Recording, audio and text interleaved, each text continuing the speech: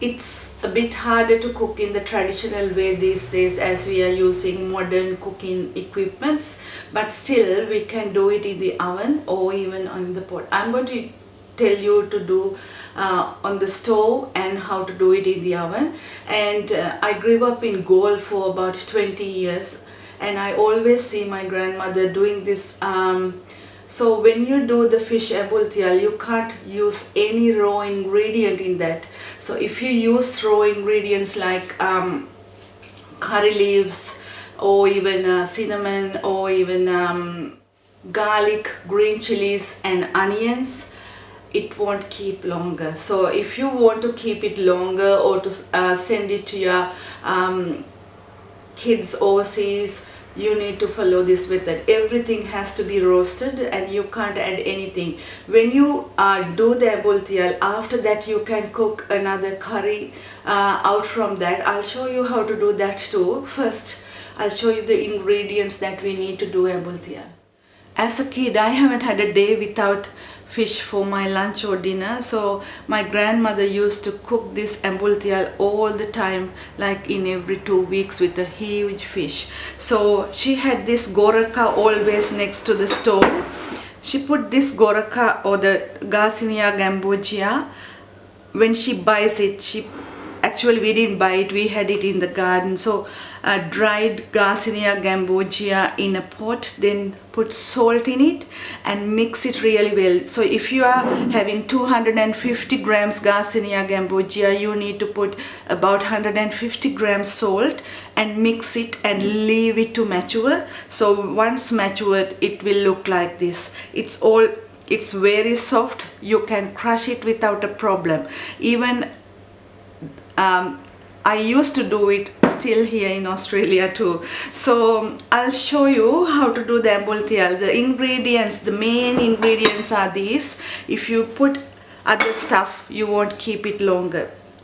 So 1 kilo tuna, and I'm going to use about 3 size of lime when you grind it, about 100 grams goraka paste.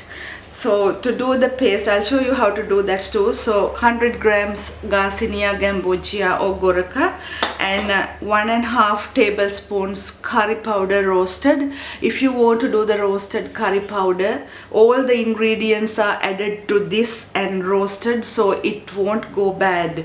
So if you want to do the roasted curry powder, I have already uploaded one video how to do the roasted curry powder, and I will link that to my recipe in my web page.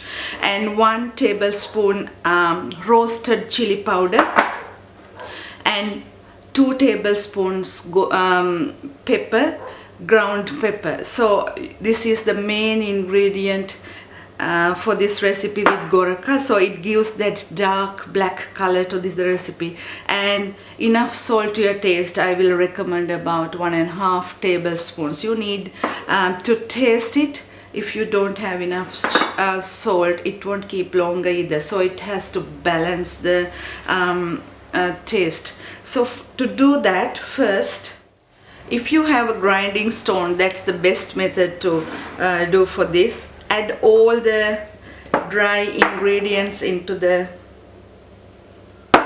mixer if you have a mixer like this, or even you can use the grinding stone, and the salt. Now add the goraka into that. See, the goraka I have is already soaked about 5-6 months now. So add about 100 grams of goraka into that, and then without adding any water, grind this to a paste. So now let's put the paste into the fish, and make sure when you do this, if you find your goraka is dry, you can always add boiling water, don't add cold water. So mix it really well and leave about 10 to 15 on the bench top just to marinate the fish.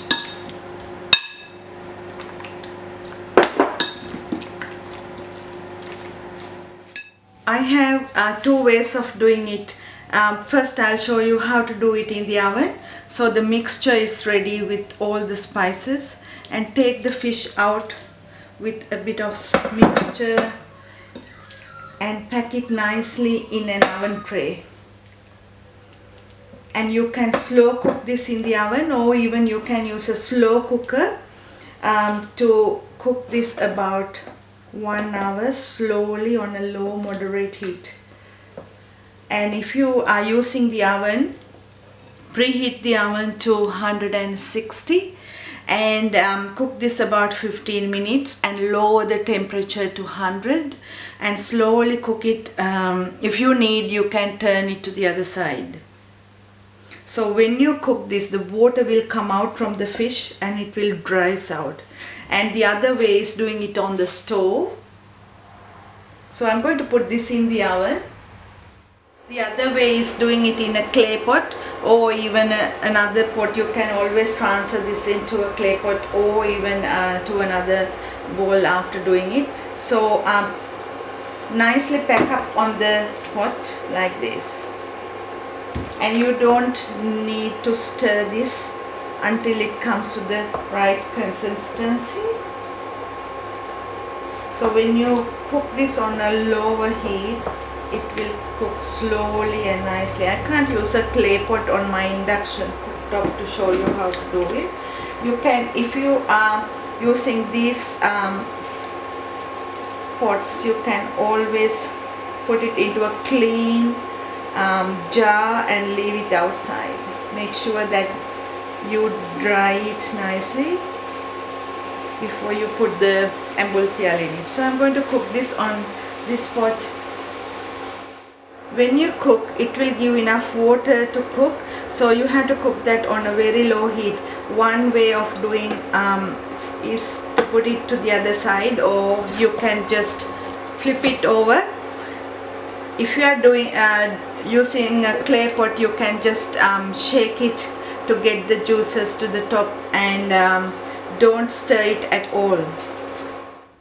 So I finished cooking the ambulthiyal in both ways. This is how when you do it in the oven, there is no liquid at all. You can keep it for a longer time. And this is on the stove and there is no liquid. When you cook on the stove, make sure that cook until there is no steam at all, and you can store this in airtight containers. Make sure the containers are very clean.